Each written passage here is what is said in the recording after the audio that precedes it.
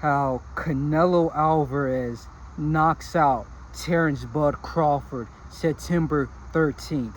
Now, there's a lot of people on both sides of the spectrum when it comes to this fight. Some people saying Crawford, he's gonna outmove, outbox. Canelo, he has too much experience, he's too big. And then people, it's like a 50-50 fight.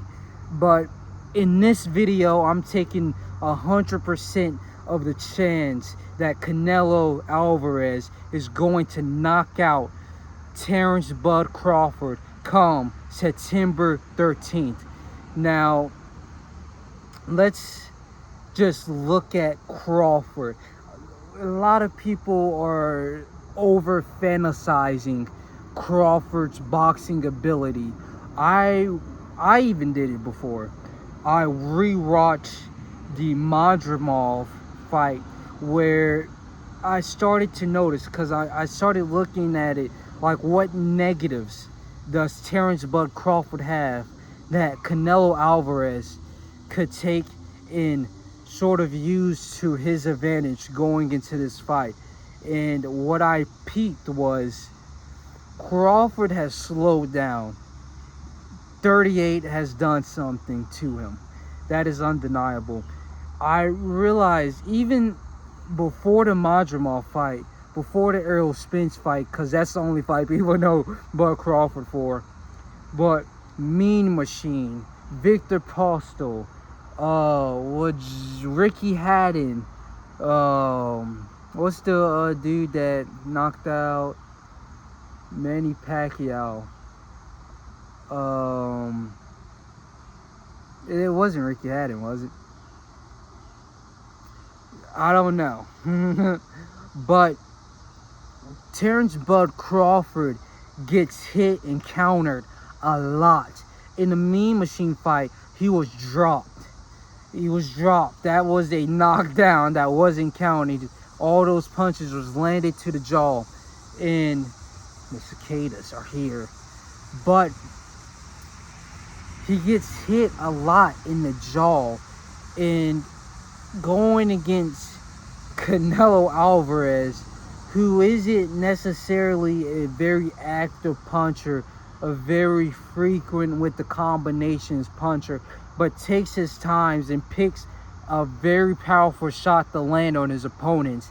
That's a huge problem, because he could just wait and parry all the shots of Terrence Bud Crawford, because he is so great at parrying shots, moving his head, and then landing his counters on the dot, on the target each and every time, where he could just wait for Crawford, let him throw off his shots, let him throw off his little jabs.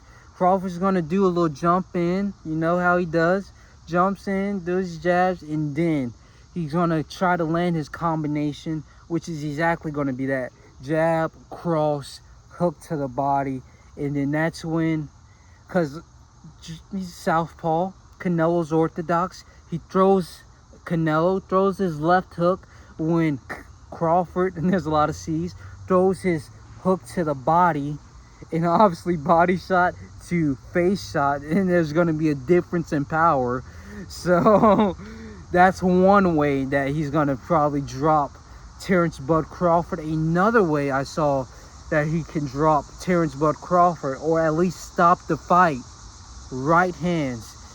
He just slowed up on that right hand, because I was watching the Madrimov fight again, his latest fight.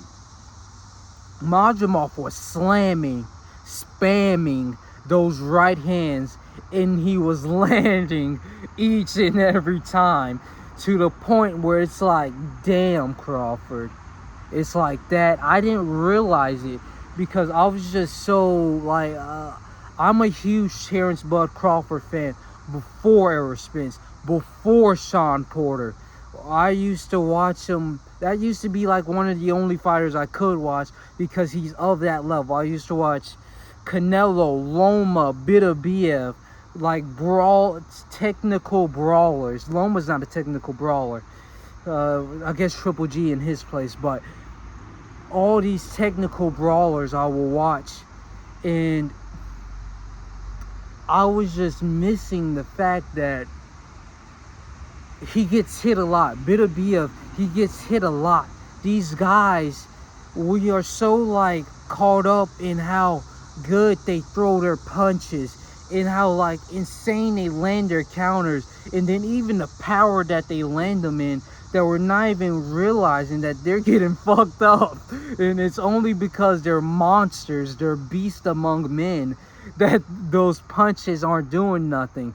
But at 168, those punches are going to start to land a little bit differently. And when Canelo Alvarez, who's knocking out dudes bigger than him, starts to land over and over, and he's knocking out 200 pounders, he hit Charlo, and Charlo didn't feel it until a year later. His kids felt that. It went through his ancestral line, and his grandchildren are just like, you gotta understand this, that Canelo could just hit that man over and over, right crosses, and it just knocks him out for good. Or not knocks him out, but just starts to, like, we saw how he had a mouse, he got kind of damaged in the Majumov fight. It's going to be 10 times that. And it's probably, if it gets too bad, they're going to stop the fight. And lastly, the way that I saw that Canelo Alvarez could end this fight, body shots.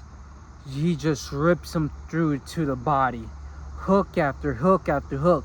Canelo just says, fuck all defense, who cares what Terrence Buck Crawford is throwing.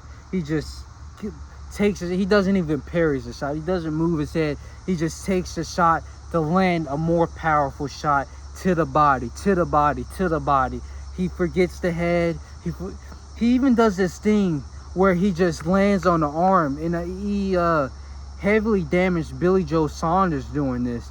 I think he ripped the bicep tendon just throwing to the arm. It didn't matter. Okay, you got your guard up, fuck it. And he just throws to the arm. So lastly, but most importantly, he could just rip to the body all night, doing nothing else. I don't think Terrence can knock him out. Maybe he could catch him off balance, but to knock him out, when nobody has ever done that. It's only been close to being done once. To knock him out, it's not going to be done. So, how Canelo Alvarez knocks out Terrence Bud Crawford.